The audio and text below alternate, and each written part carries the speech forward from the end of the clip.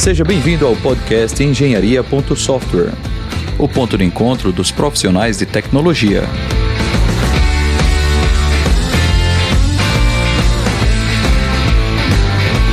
Olá, eu sou Rodrigo Rebouças e esse é o episódio número 5 do podcast Engenharia.software. Nesse podcast a gente conversa sobre a trajetória profissional dos nossos convidados, a gente conversa um pouco sobre a sua rotina e algum assunto de tecnologia, ligado à tecnologia ou à área de desenvolvimento, tá? Neste episódio o assunto é DevOps e nós vamos conversar com o Maurício Linhares. Maurício Linhares é engenheiro de software e é co-host do podcast hipsters.tech. E aí, Maurício, tudo jóia? Obrigado. Faz tempo que a gente não conversa, né? A gente já volta para conversar logo de trabalho. Pois é, Maurício, para vocês verem, né, pessoal, eu tive que arrumar um podcast para poder conseguir bater papo com o Maurício. Há anos que a gente não se fala, mas é isso mesmo. Muito obrigado, viu, Maurício, pelo teu tempo, tua disponibilidade, tá certo? Então, fique bem à vontade aqui, sinta-se em casa, tá certo? Com certeza. Beleza, Maurício, então é isso aí. Primeiro, vamos falar um pouco sobre a tua trajetória, cara. Quer dizer, você é de João Pessoa, não é isso? Nasceu aqui em João Pessoa? Nasci em João Pessoa. A minha família é toda de Brejo do Cruz, né? Mas meus pais saíram de lá do Alto Sertão e foram para João Pessoa para estudar, porque não tinha, né? Meu pai, inclusive, foi fazer o ensino médio na época, né? Acho que era o científico que eles chamavam. Em João Pessoa para poder terminar o ensino médio e depois fazer faculdade, e com a minha mãe foi mais ou menos a mesma coisa, né? Foram para João Pessoa, morar na casa do estudante e ficaram por João Pessoa mesmo. E nasci lá e estudei, fiz ensino médio na época no Cefet, né?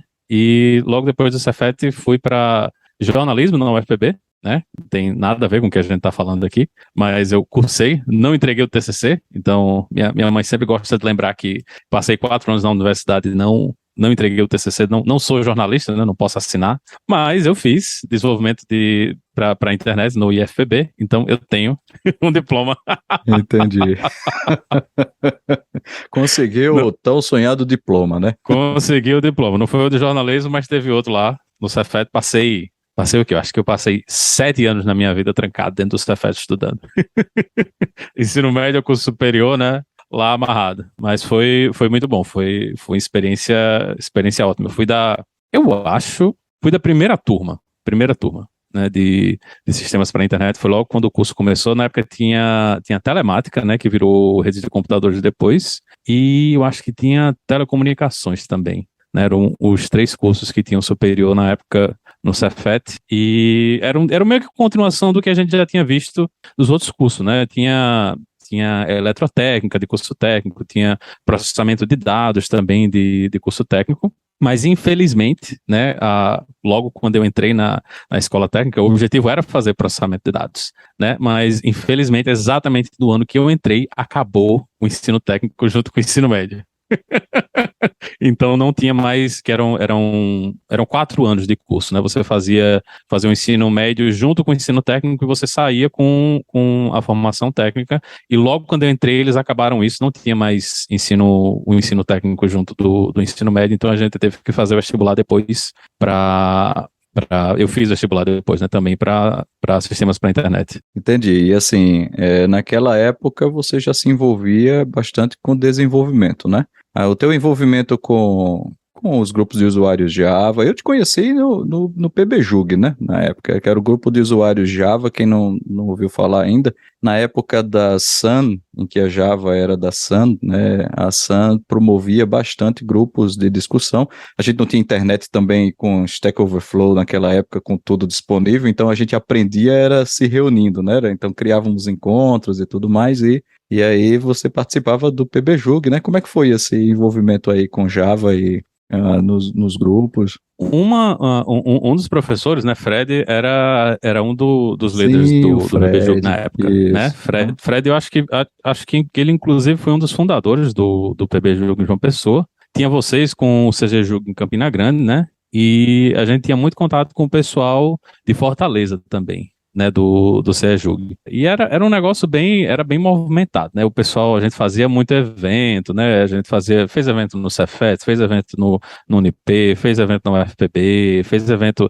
Eu lembro que a gente fez um evento num centro de convenções perto Rapaz, na na FIEP, FIEP, não? Foi na exatamente. FIEP. Foi um Reunimos evento 500 gigantesco. e mais de 500 pessoas lá, né? Foi, Inclusive acho que foi, isso aí foi lançamento do Java 6, eu acho, um negócio assim, não foi foi?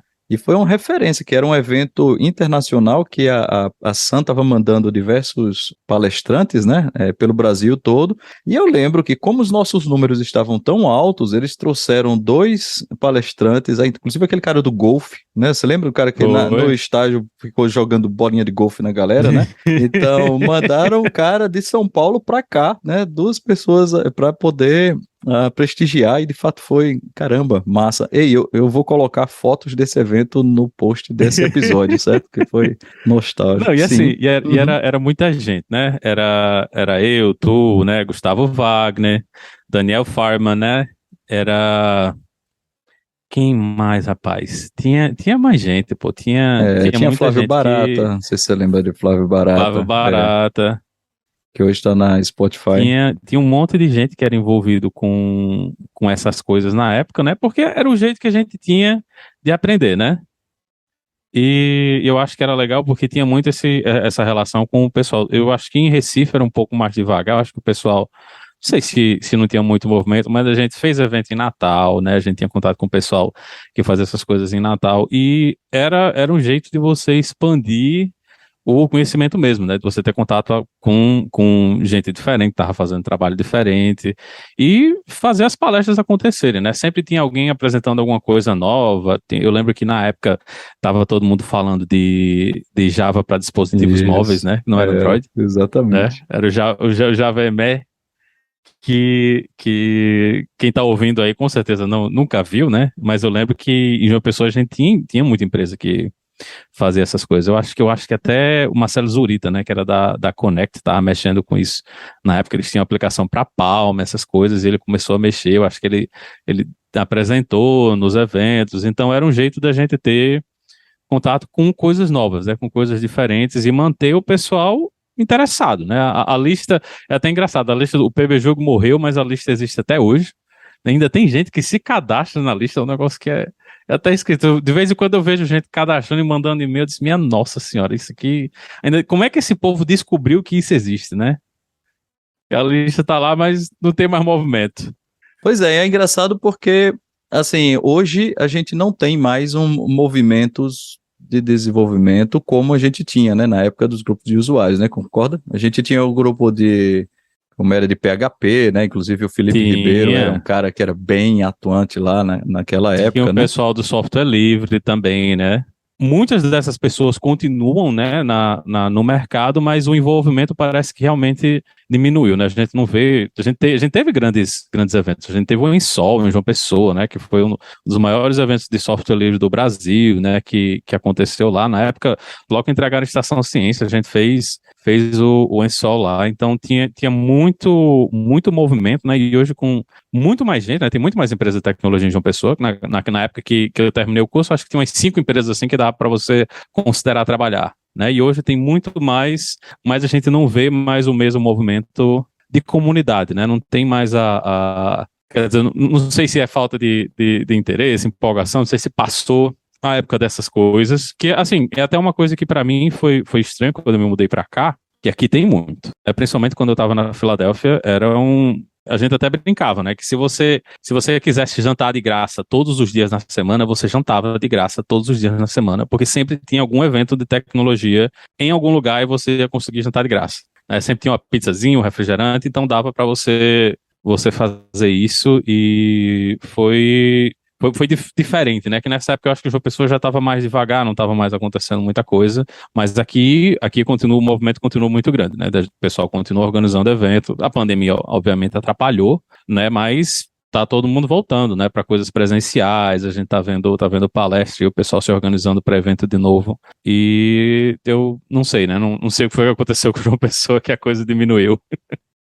Agora também eu imagino que a natureza dos eventos mudou um pouco também, né, o Maurício? Aí são eventos mais ligados a empresas ou são grupos de tecnologia Não, são grupos de tecnologia mesmo. Inclusive, um dos maiores. Meetups, né? Hoje em dia fala muito de meetups, né? Pronto, certo, exatamente entendi. Isso. Acho que um dos maiores que a gente tinha, inclusive, era o de DevOps, né? Lá na Filadélfia. Era a coisa de você colocar 200 pessoas todo mês, né, no evento, e muito movimentado, assim. Eu descobri Kubernetes lá, né, acho que 2017 ou alguma coisa assim, alguém apresentando, isso aqui é o Kubernetes, é isso aqui que a gente está usando, então tem um movimento para essas coisas se manteve.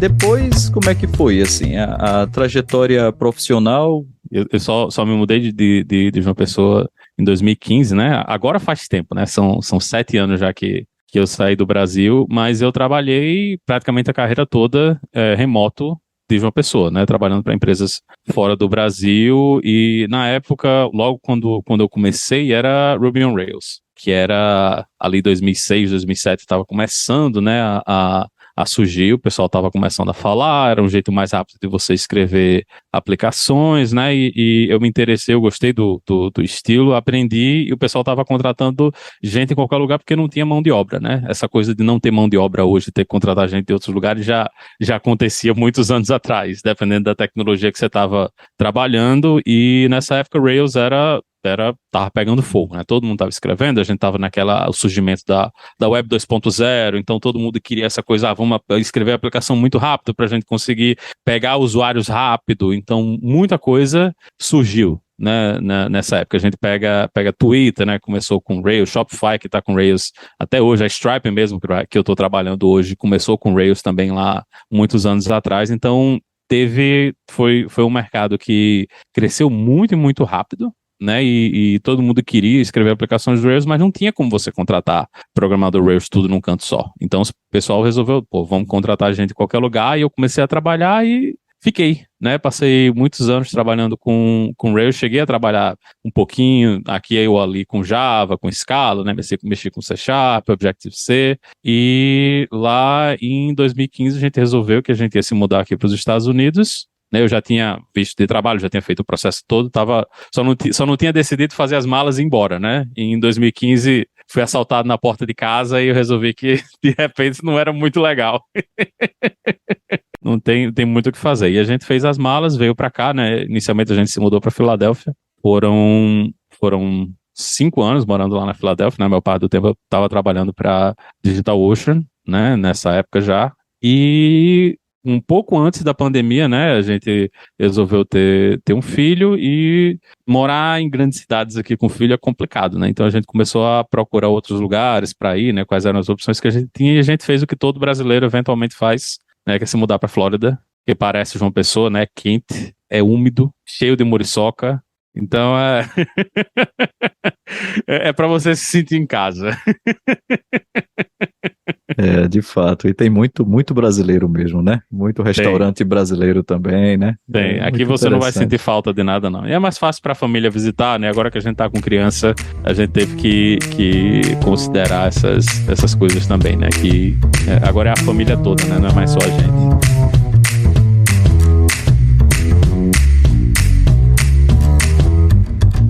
Então vamos falar um pouco sobre DevOps. Primeiro, explica um pouco pra gente, assim, o que é DevOps, tá certo? A tua visão, você que trabalhou um bom tempo, né, envolvido com DevOps, fala um pouco pra gente, assim, o que pra você é DevOps.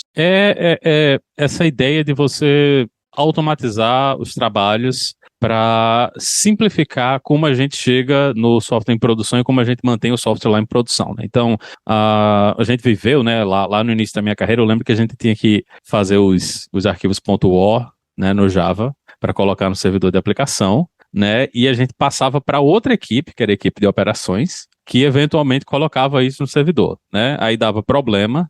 Aí o pessoal da operação tentava adivinhar o que estava acontecendo, né? Porque eles não tinham muita experiência com Java, essas coisas. Então eles primeiro tentavam adivinhar, quando eles não conseguiam adivinhar, voltava para a gente. Mas a gente não tinha acesso ao ambiente, né? Então a gente ficava nesse telefone de, roda esse comando. Aí o cara vai lá, roda esse comando. Aí ele pega a saída do comando e traz para mim. Aí eu vejo, não foi isso. Aí roda esse outro comando. Então ficava nesse vai e vem, né, nesse joguinho de telefone, que era um negócio terrível, porque quem realmente tinha experiência em o que é que a aplicação estava fazendo era o pessoal do desenvolvimento, né? O pessoal de operações, eles tinham o conhecimento de manter o servidor da aplicação rodando, né? De fazer a atualização no sistema operacional e essa coisa de gestão de rede. Então, a gente ficava essa barreira, né? Esse muro, o pessoal brincava, você joga o código por cima do muro e reza para o pessoal do outro lado aceitar. Né, e fica nesse cabo de guerra que o pessoal da operação não quer mudar, porque sabe que toda vez que muda dá bug, né, dá problema, e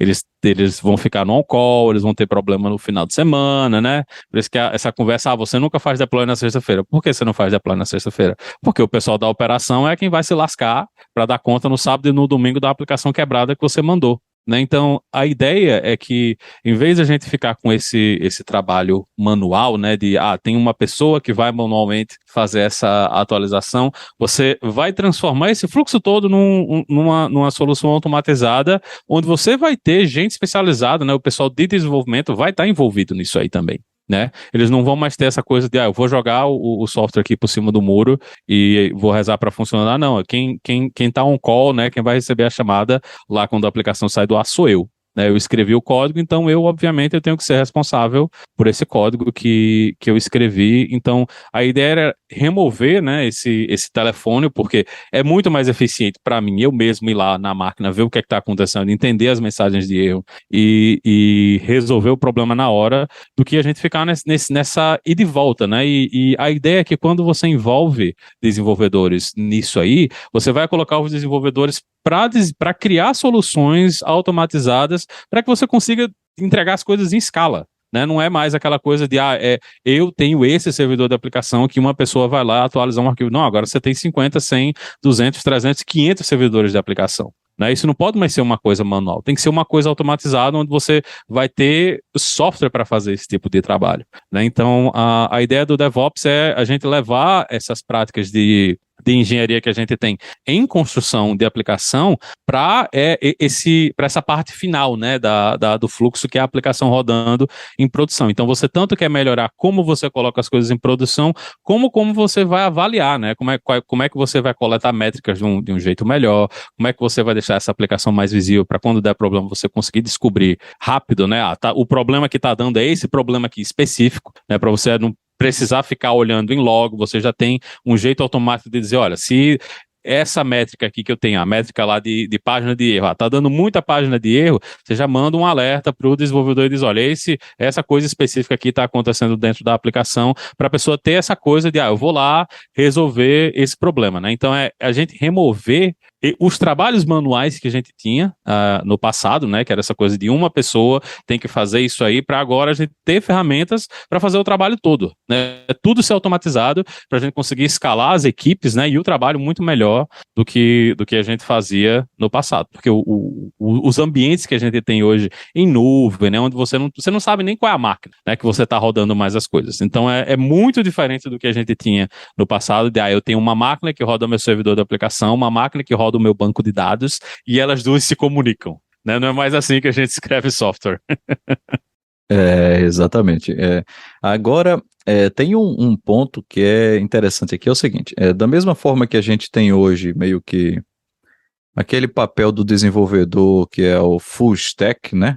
Ou seja, você sabe do front, sabe do back-end, né? Sabe das tecnologias de persistência, tarará. O DevOps seria mais um super profissional, né? Ou seja, alguém que trabalha com DevOps. Esse é um papel dentro do time ou, na verdade, é um conjunto de processos? Porque cá entre nós, certo? Colocar coisas em produção envolve um conhecimento, né, bem além e diferente do necessário do desenvolvimento do software. Eu sei que para desenvolver software a gente precisa, claro, ter noção da infraestrutura sobre a qual aquele software está trabalhando. Inclusive, eu estava conversando isso hoje com os meus alunos, falando sobre memória e processamento. Você desenvolve software. Você precisa saber sobre a máquina sobre a qual esse software está funcionando, né? Então, pelo amor de Deus, né? Vamos entender como o computador funciona e como o seu software se interage com ele. Mas infraestrutura, né? Colocar o troço para rodar lá, mesmo na nuvem, Envolve configuração de rede, segurança, né, balanceadores de carga, controles de fila, tipos de máquinas de nós, né, quer dizer, qual é o nó, o melhor nó, e aí tem outro problema também que é transversal a tudo isso, que é custo, né, ainda ter que lidar com o custo dessa infraestrutura. Então agora imagina, né, o cara já tem que aprender o front e o back, ou seja, seu full stack, digamos assim, e agora tem que aprender a infra, é o Superman do desenvolvimento de software, né?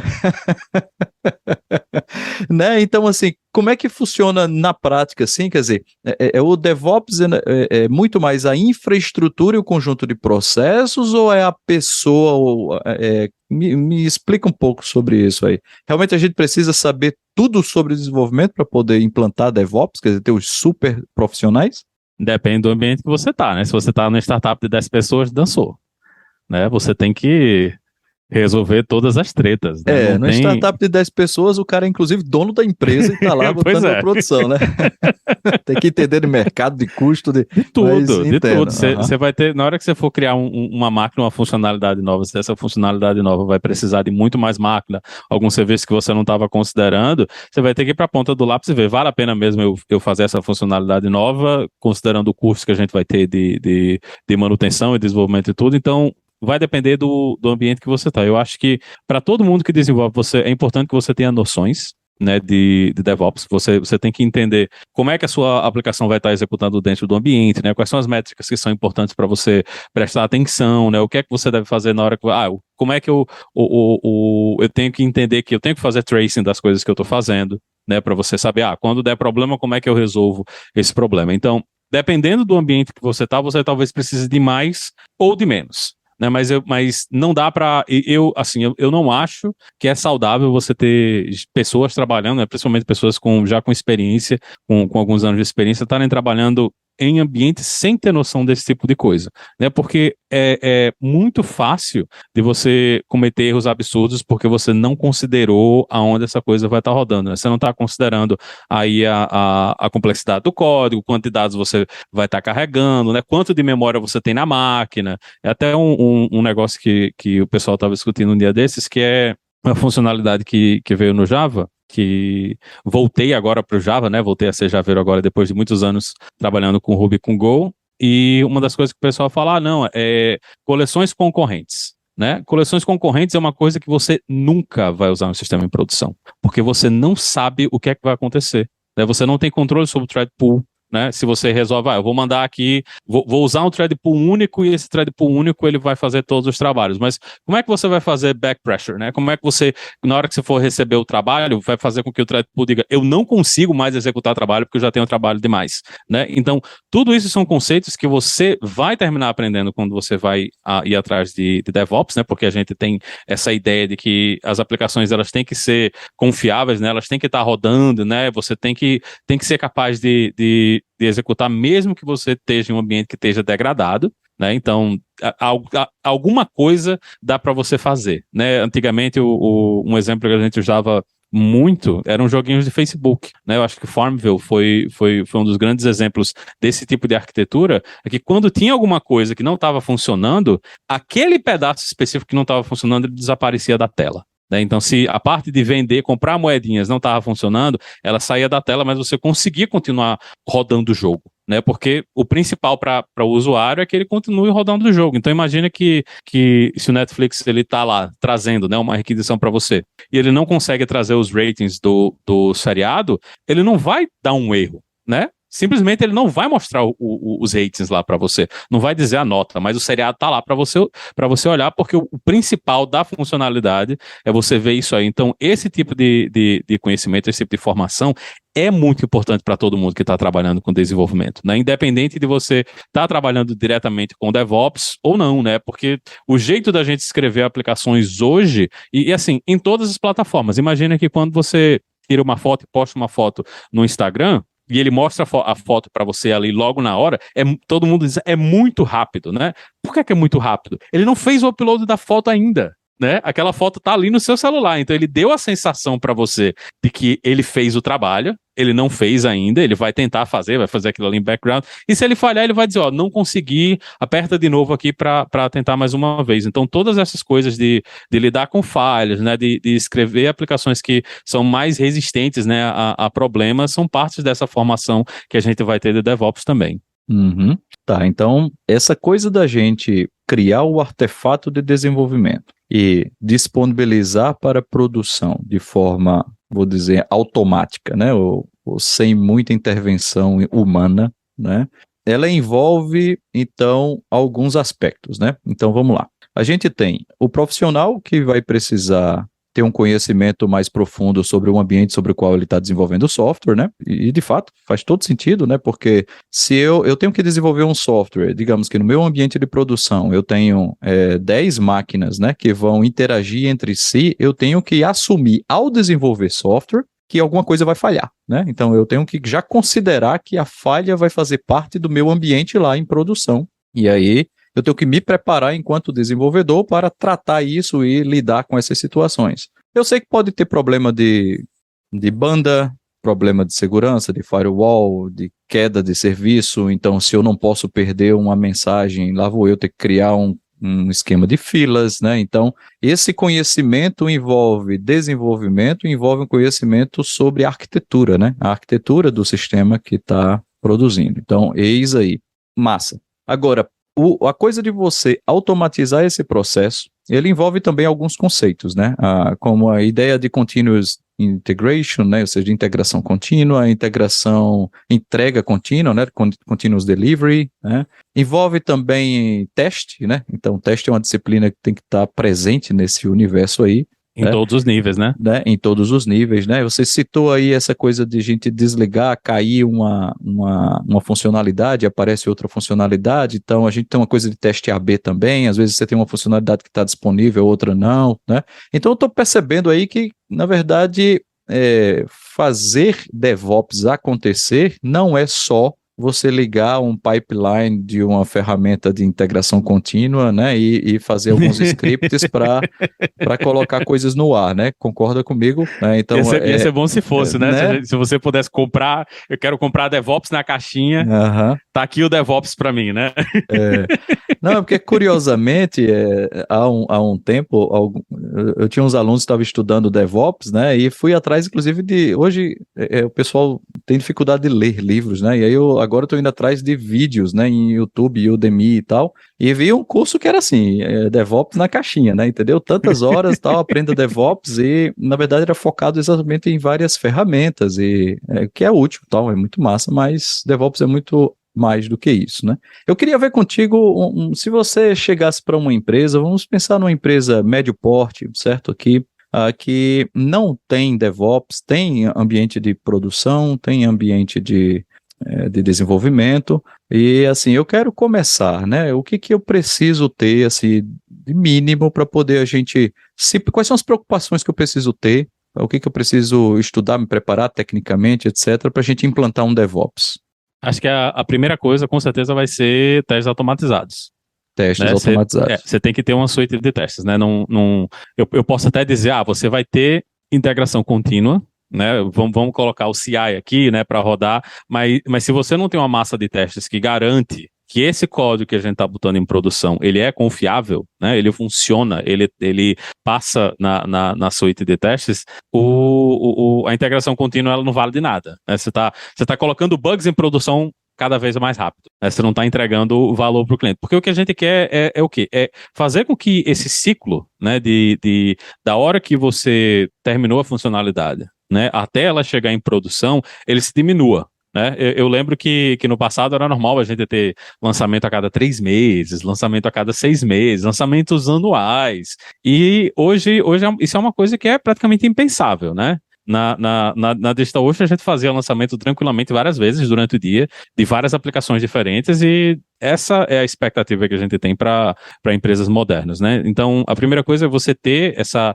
suite de testes de todos os níveis, né? A gente vai querer testes de unidade, a gente vai querer testes de integração, a gente vai querer smoke tests, né? São aqueles testes que você faz depois que a aplicação está no ar para verificar que as funcionalidades estão funcionando diretamente, e você vai querer ter também essa coisa dos testes ponto a ponto, né?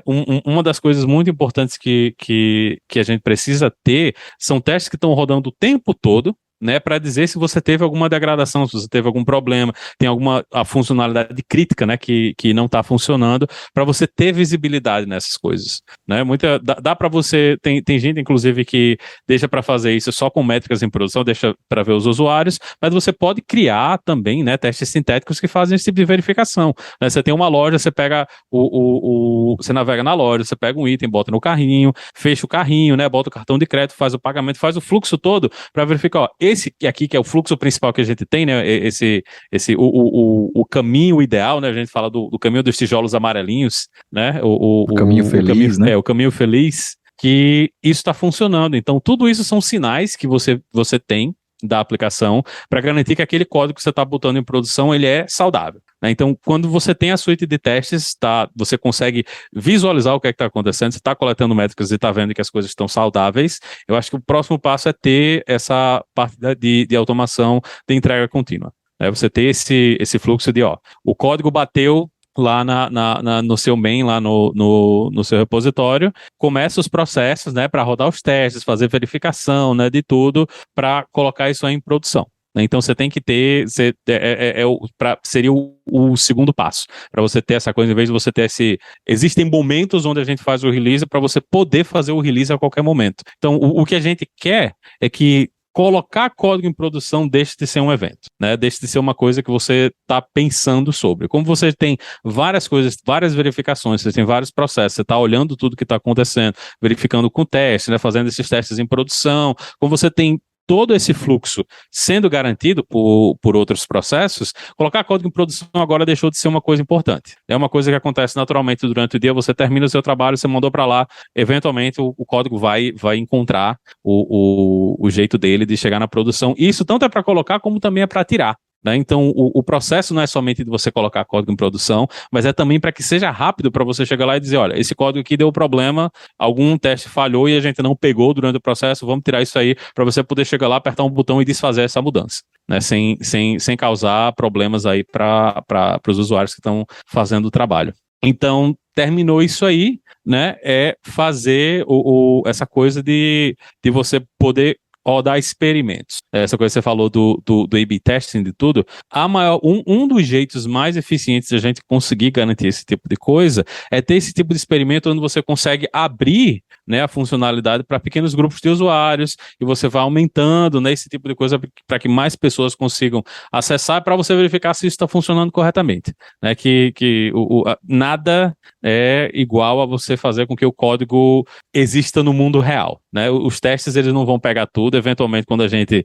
chega no mundo real e os clientes começam a usar o código, é aí que você vai entender realmente como as pessoas vão usar, quais são os fluxos, né, o que é que está acontecendo. Então a gente precisa também fazer com que isso seja uma coisa normal. Quero botar uma funcionalidade nova, crítica em produção, você não vai botar para todo mundo tudo de uma vez, né? Você vai criar blocos de pessoas, né? Você vai lentamente deixando aquilo ali visível e vai acompanhando para ver se ele realmente entregou a solução, né? Muitas vezes você pode chegar, pô, isso aqui não resolveu problema nenhum, vamos desfazer e remover esse código daqui, né? Simplesmente não era o que a gente pensou, né? Não é a funcionalidade que a gente achou que as pessoas iam estar interessadas, ou simplesmente não vale a pena, né? O custo do operacional é muito grande, então são coisas que eu acho que esses são os primeiros passos, né? Que a gente deveria ter quando está seguindo por esse caminho.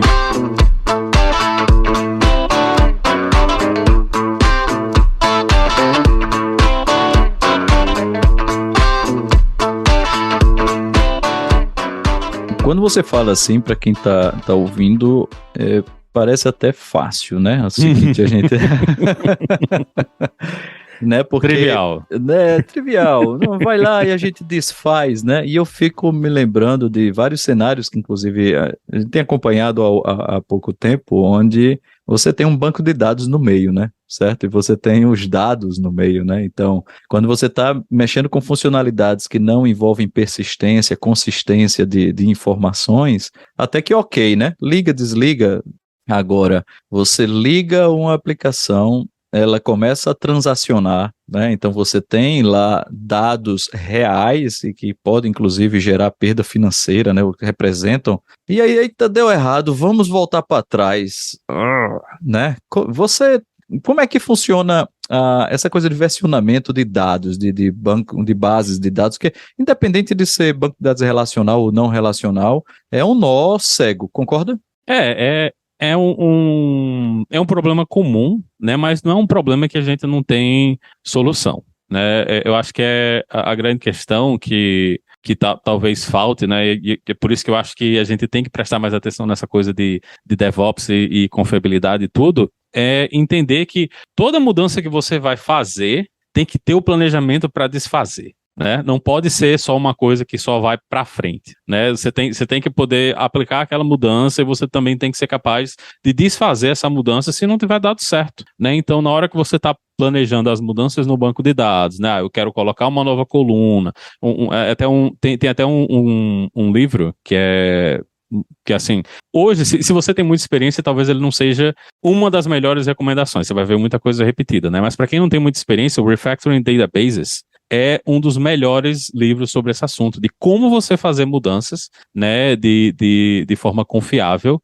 para banco de dados. Tem outro também que é um livro de SRE para banco de dados, que é Database Reliability Engineering, da O'Reilly. Também muito bom, né, nisso aí, para explicar como é que a gente trabalha com essa coisa de confiabilidade das aplicações, né, em cima de banco de dados. Porque, por exemplo, você nunca deve mudar o tipo da coluna do banco de dados. Não tem como você desfazer, né? Se você mudar o tipo da coluna do banco de dados, mudou, acabou. Né? Não tem como você desfazer. Então, normalmente, o que é que a gente faz no caso desse? Você cria uma nova coluna com um tipo novo e você vai lentamente migrando para outra coluna, né? Porque se você precisar desfazer, agora é só a gente pegar o que passou e a gente copia de volta para a coluna velha. Então, tem várias formas, né, de a gente resolver esse problema e a bibliografia é rica no assunto, né, de como você resolver esses problemas, mas o que falta é na hora que a gente está construindo essas soluções, a gente pensar em construir essas soluções de um jeito que deixa você desfazer essa solução. Né, que é o mais importante, na hora que você está planejando essa funcionalidade, como é que eu construo essa funcionalidade de um jeito que me deixe, né, no futuro, quando eu quiser remover, eu consigo remover isso aí sem destruir o resto da aplicação junto, né, porque tudo que a gente está trabalhando é em cima de experimentos, né? A gente nunca sabe se aquilo que a gente está produzindo hoje, essa funcionalidade que a gente está entregando hoje, é realmente a coisa que a gente quer no futuro. Né? É isso que os clientes vão querer. O jeito, às vezes até o jeito que você implementou pode não ser o jeito ideal de implementar, né? Porque eu lembro que eu tive um caso que a gente tinha que criar contas, né, para o usuário. A gente ia ter um monte de gente entrando na aplicação, né, todos de uma vez, só que criar uma conta dentro do sistema ela era caro porque tinha um bocado de objetos que a gente precisava montar para cada conta que a gente tinha lá dentro. Então, o fluxo que a gente tinha de você criar e esperar não ia funcionar quando a gente tivesse várias pessoas todas ao mesmo tempo fazendo a criação de contas. Então, o que é que a gente fez? A gente criava umas contas frias. Né, criava um monte de conta que não tinham todos os dados, mas já tinha a maior parte desses objetos todos preparados. Então, na hora que você ia criar uma conta, em vez de eu criar uma conta, eu pegava uma dessas contas que estava semi-pronta e dizia, essa aqui é a tua conta. Né? Agora está funcionando. Então, o jeito que a gente usava antes não servia mais para como as pessoas estavam fazendo uso da aplicação. Então, lentamente você tem que ir descobrindo e projetando as coisas para fazer com que isso aconteça, né? E em banco de dados relacional é um pouco mais complicado, né? O banco de dados relacional ele exige mais estrutura, mas se você pega coisas como o banco de dados NoSQL, né? Você pega o MongoDB da vida, uma das soluções que a gente tinha, por exemplo, em aplicações com Rails, era que você só mudava o objeto quando você carregava ele. Então, diferente do banco relacional, onde você cria nova coluna, né, e todas as linhas da tabela precisam daquela nova coluna. No banco de dados não relacional, você poderia dizer, ó, se você carregar o objeto, você aplica essa mudança no objeto, né, na hora que você carregou ele, e segue. Né, e aí você continua a executar e tem uma sequência, né, de migrações de dado, né, que cada objeto precisava executar. Então, lentamente, né, on the fly, você ia lá fazendo essas mudanças uma após a outra. Então, tem soluções, né, para a gente resolver esses problemas. Me diga, assim, algumas tecnologias, ferramentas, né, que você sugeriria, assim, para aquela pessoa que vou tocar pela primeira vez aí na área de DevOps e o que eu vou estudar, vou procurar. Que sugestões você daria, assim, em termos de tecnologias? Olha, de tecnologias tem muita coisa. Tem muita coisa. Acho que a primeira coisa que eu recomendaria era pegar o DevOps Handbook, né, um dos melhores livros no assunto, né, ler ele de cabo a rabo.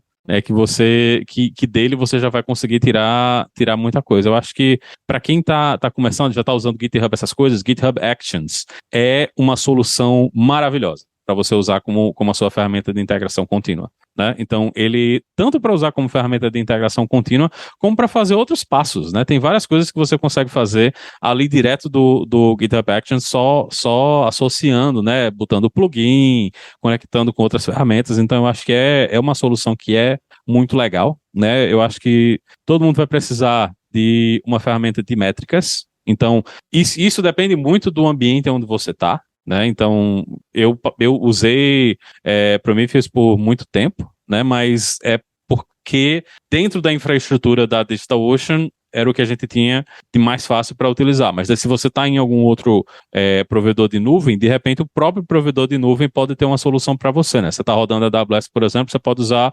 CloudWatch para fazer isso. Né? Então, aí o seu provedor de nuvem, o ambiente onde você vai estar usando a sua aplicação, ele vai influenciar como é que você vai trabalhar com essas métricas. Provavelmente você vai precisar de uma ferramenta de tracing, né? Ou de telemetria. Então, aí tem coisas como New Relic, né? Lightstep, depende muito também do ambiente onde você está, né? Tem ambientes que é mais fácil ou mais difícil de você integrar esse tipo de aplicação, de colocar isso aí dentro do seu ambiente, mas a gente tem aí uma quantidade gigantesca. Né? Aí você vai botar a aplicação em produção. Então, aí você pode resolver usar um gestor de containers aí do seu provedor de nuvem. Você pode escolher usar Kubernetes para fazer esse tipo de trabalho. Pode não ter trabalho nenhum, jogar lá no App Platform da DigitalOcean ou jogar no Heroku da vida, né? Onde o ciclo de vida da aplicação é todo gerenciado para você. Então, também é outra coisa que ajuda muito, né? Eu acho que hoje quem está colocando a aplicação no ar manualmente, né, na mão mesmo, você pega, escreve, bota o servidor, é muito menor, né? Não é mais uma coisa do dia a dia. Né? As pessoas não deviam mais estar fazendo isso manualmente com a quantidade de ferramentas que a gente tem para colocar a aplicação em produção. Né? Hoje a gente tem muita coisa, né, para fazer esse trabalho.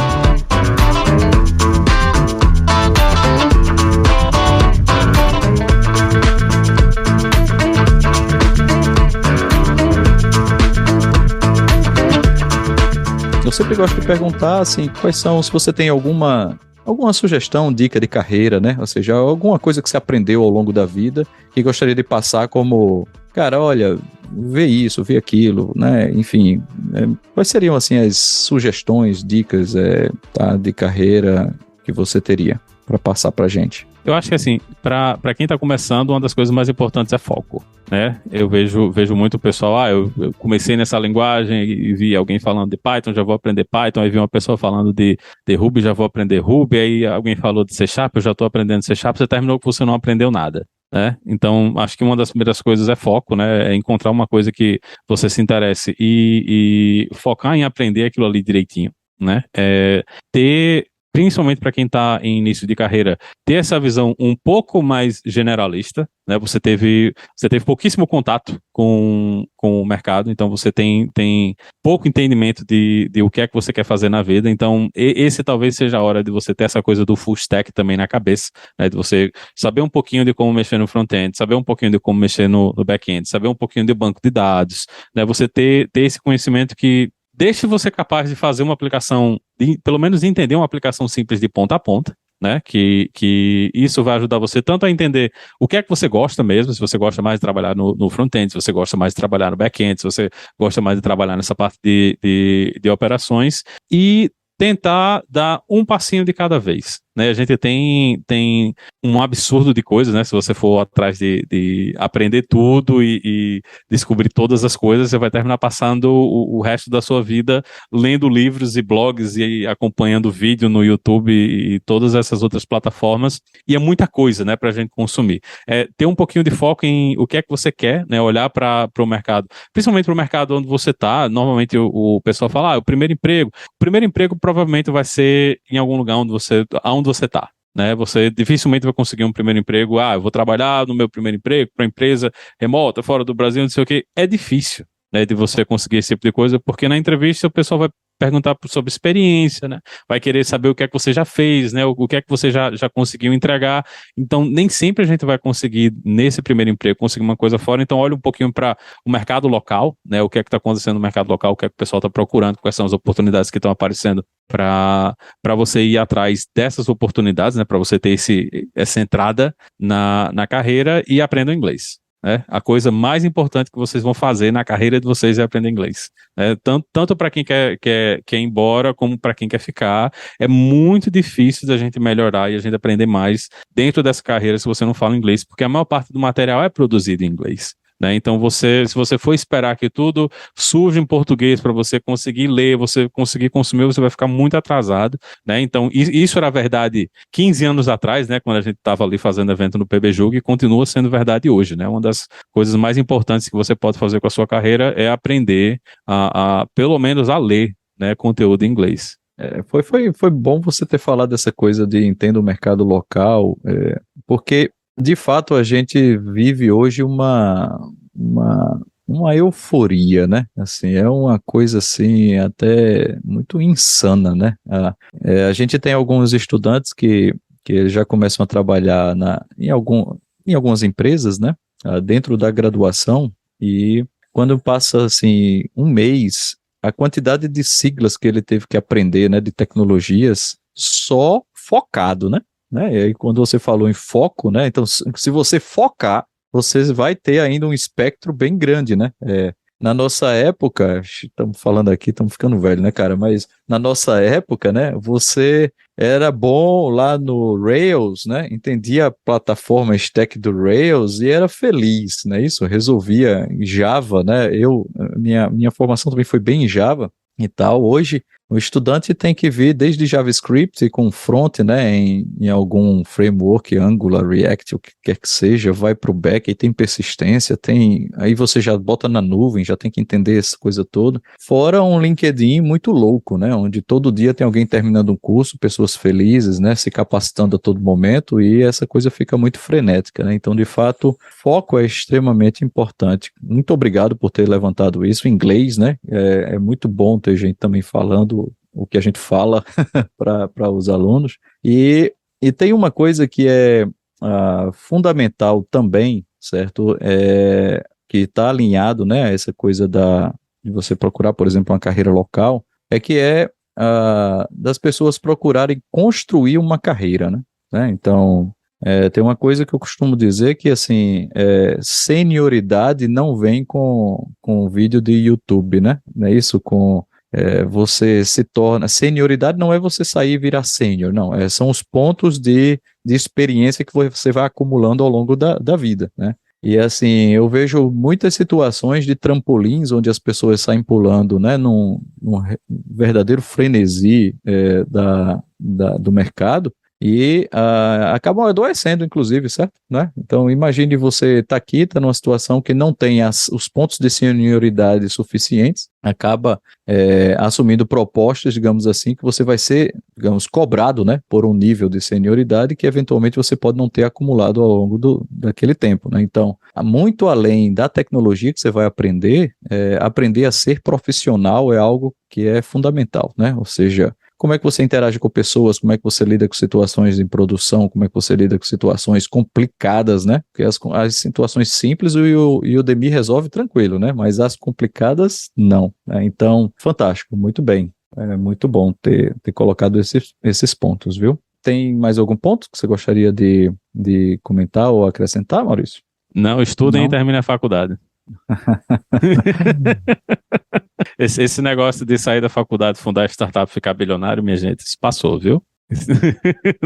Isso não é para todo mundo, não. Então, eu recomendo que quem estiver fazendo faculdade aí, pelo amor de Deus, termine sua faculdade, mais uma vez, principalmente para quem quer sair do Brasil, né? Quem não tem faculdade, sair do Brasil é bem mais complicado. Você comprovar experiência, comprovar educação, todos os processos de visto. É muito mais difícil para quem não tem diploma. Então, não brinquem com isso aí, né? Se você tiver o seu cursozinho terminado, o seu diplomazinho na mão, vai ser muito mais fácil para você sair do país se esse for o caminho que você está querendo seguir. Rapaz, você puxou, eu vou puxar esse assunto, porque uma pessoa que nos ouve, né, um ouvinte, mandou uma pergunta assim, disse, olha, nos próximos entrevistados que tenham experiência fora, pergunta sobre a dificuldade que foi obter o visto, né, já que você citou essa coisa da formação e a coisa e o link com o visto, se você puder dar uma palhinha para a gente aí, de como é que é esse processo, se é uma coisa que é muito dependente da empresa, ou se não, ou se existe algum caminho que alguém que esteja mirando lá tenha que se preocupar agora, além da formação, né, do diploma, né? Assim, depende do lugar, né? Para os Estados Unidos, que foi a minha experiência, é complicado porque a quantidade de vistos é contada, né? É um número limitado de vistos que são emitidos todo ano, então você tanto tem que ter a comprovação de experiência, né? Que são 12 anos de experiência, né? Ou 4 anos de um curso superior relacionado na área, né? Cada ano de curso superior contaria como 3 anos de experiência e você precisa de uma empresa para fazer o processo para você. Né? Então, você vai contratado pela empresa para trabalhar por essa empresa pelo visto de trabalho. E a maior dificuldade hoje é exatamente o fato dos vistos serem contados. Né? Então, todo ano eles fazem uma loteria, né? Que eles selecionam a quantidade específica de vistos que existem para todo ano e o pessoal entra. Né? Para outros lugares, né? Se você vai para o Canadá, vai para a Europa, vai para a Austrália, então é um pouco menos complicado porque não tem essa questão limitada de vistos, mas a maior parte dos lugares tem essa coisa de que você tem que ter experiência comprovada ou você tem que ter formação superior na área. Né? Por isso que é sempre bom lembrar para as pessoas, principalmente quem está querendo sair, você ter essa formação, você não precisa ter domínio completo da língua, né? O pessoal não quer que você seja uma pessoa que já tem a fluência total, mas você tem que ser capaz de se comunicar, né? Tanto se comunicar, ler, escrever na língua, na maior parte das vezes em inglês, né? Então, mesmo se você está indo para a Europa, para um país onde o pessoal não necessariamente tem inglês como língua principal, você vai ter que saber inglês para poder fazer o trabalho, ou pelo menos a língua do lugar, né? E assim, uma das coisas que é importante nisso aí é você ter ideia de para onde você quer ir e o que é que você quer fazer. Né? Não é só ir para todos os lugares, porque morar fora do Brasil é muito diferente de morar no Brasil. Né? É mais seguro, né? O negócio todo, mas tem muita coisa que o pessoal meio que viaja, né? Pensar, tô ganhando em euro, mas se você tá ganhando em euro e morando na Europa, não é a mesma coisa que ganhar em euro e morar no Brasil. Né? Então você não vai ser milionário só porque você se mudou e agora está trabalhando na Europa para uma empresa de tecnologia na Europa. Então o estilo de vida é diferente, né? O salário que você vai poder fazer com o salário também é diferente. Então são várias coisas que a gente precisa pesar, né, antes de tomar essa decisão, mas eu pessoalmente recomendaria a todo mundo, né, quem tiver a opção de morar pelo menos um tempinho fora, né, do país, para ter essa experiência, né, de morar fora, é uma coisa que vale muito a pena, né, é uma experiência que eu acho que deixaria todo mundo melhor, né, de você ter contato com ambientes mais diversos, né, com pessoas diferentes, em ambientes diferentes, eu acho que é uma coisa que vai enriquecer todo mundo, tanto na vida pessoal como na vida profissional. Beleza, muito obrigado, Maurício Linhares, tá? Foi um prazer ter esse papo aqui contigo, tá certo? Um prazer obrigado novamente aí pelo teu tempo, tá? E é isso aí, quiser dar um tchau aí pra galera, fica à vontade. Então escutem o hipsters.tech aí, pessoal. Sim, é isso mesmo. Muito bem. Beleza, obrigado, Maurício. E é isso aí, pessoal. Nos vemos no próximo episódio, tá? Se você gostou deste episódio, não se esqueça de compartilhar com seus amigos e conhecidos, tá certo? Deixe um comentário lá na página do episódio, na página do podcast, tá? E não se esqueça de dar seu feedback. Se você gostou, se não gostou, se acha que a gente pode melhorar de alguma forma, estamos começando, então ouvir você é extremamente importante, tá bom? Eu queria deixar o agradecimento a toda uma equipe que existe por trás do podcast, né? A gente tem edição de áudio com Matheus Albuquerque, que é aluno do curso de Comunicação e Mídias Digitais na UFPB. A arte e design de tudo que é bonitinho que você vê por aí é de Ravena Cardins. A equipe de mídia e marketing que cuida de nossas redes sociais é formada por Luana Silva, Joana Dark e Camila Tereza, tá? E esse podcast faz parte de um projeto de extensão da Universidade Federal da Paraíba. O nome do projeto é Engenharia de Software na Veia, que é coordenado por mim, com colaboração do professor Paulo Henrique Serrano, da Universidade Federal. É isso aí, nos vemos na próxima. Tchau!